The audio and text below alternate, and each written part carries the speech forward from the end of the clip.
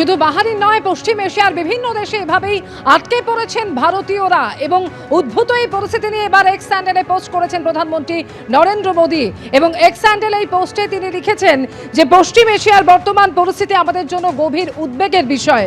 আলোচনা ও কূটনীতির মাধ্যমে সমস্ত সমস্যার সমাধান করতেই বিশ্বাস করে ভারত। ওখানে যে ভারতীয়রা রয়েছেন তাদের নিরাপত্তার জন্য সমস্ত দেশের সঙ্গে মিলেমিশে কাজ করব আমরা, এক্স স্যান্ডেলের পোস্ট প্রধানমন্ত্রীর।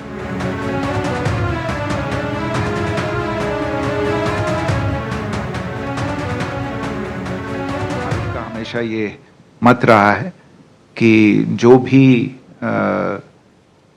ऐसी इस तरह की स्थितियां हों, और भी इसी क्षेत्र में दूसरी भी स्थितियां हैं जो चल रही हैं, इन सभी का हल बातचीत से और शांतिपूर्वक तरीकों को इस्तेमाल करते हुए होना चाहिए। और उन्होंने इसमें जो भी भारत की ओर से जो भी सहायता की जा सकती है या कोई अगर पहल ली गई हो जिसमें भारत की मदद चाहिए हो, उसके बारे में उन्होंने कहा कि भारत हमेशा उसके लिए तैयार है।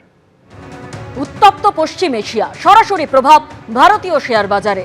1700 পয়েন্টের বেশি পড়েছে সেন্সেক্স, 541 পয়েন্টের বেশি নামলো নিফটিও। দুদিনের জন্য বন্ধ দুবাই স্টক এক্সচেঞ্জ। পশ্চিম এশিয়ায় সংঘাত, ভারতে বাড়ল সোনার দাম।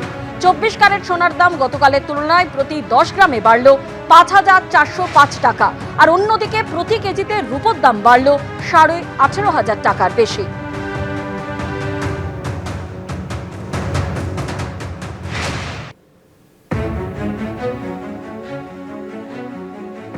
অর্থনীতিতে সবথেকে বড় কথা হচ্ছে যে আমাদের তেলের যে ভান্ডার, সারা বিশ্বের অর্থনীতিকে কন্ট্রোল করে যে তেলের ভান্ডার, সেটাই হচ্ছে মধ্যপ্রাচ্য, এবং সেখানে যুদ্ধের আগুন লেগে গেছে। এখানে আমেরিকার একটা আগ্রাসন নীতি আছে। আমেরিকা চাইছে বিশ্বের সব লোক যাতে আমেরিকা ভেনেজুয়েলা থেকে তেল কেনে, কিন্তু সেটা তো সম্ভব নয় সব ক্ষেত্রে, কারণ ভারতবর্ষ শুধু নয়, বিভিন্ন দেশ তারা তাদের আয় ও ব্যয়ের হিসেব করেই তেল কেনে। আমাদের রাশিয়ার উপরে একটা নিষেধাজ্ঞা জারি হয়েছে, আমাদের তেল কেনার যে মিক্স সেটা চেঞ্জ হয়ে গেছে। সরকার এটা খুব হয়তো সাবধানতা অবলম্বন করবে যাতে আগামী দিনে তেলের দামটা ভারতবর্ষে না বাড়ে, কারণ ইন্টারন্যাশনাল মার্কেটে তেলের দাম বাড়লে আমরা আগে দেখেছি ভারতবর্ষের তেলের দাম বাড়ে, কিন্তু ইন্টারন্যাশনাল মার্কেটে তেলের দাম যখন আবার কমে যায় তখন কিন্তু আর ওই জনগণকে তার সুবিধাটা দেওয়া হয় না। সরকার এক্ষুনি তেলের দাম বাড়াবে বলে আমার কোনো মনে হচ্ছে না, এবং তেলের দাম বাড়ানোর কোনো জায়গা নেই এই মুহূর্তে। কিন্তু সরকার একটা নজর রাখবে যে আগামী দিনে অয়েল মার্কেটিং কোম্পানিজ যেগুলো আছে সেইগুলোর উপরে যাতে অতিরিক্ত চাপ না পড়ে। তার সঙ্গে সঙ্গে দেখুন, সোনা এবং রূপো তার দাম বাড়ছিলই।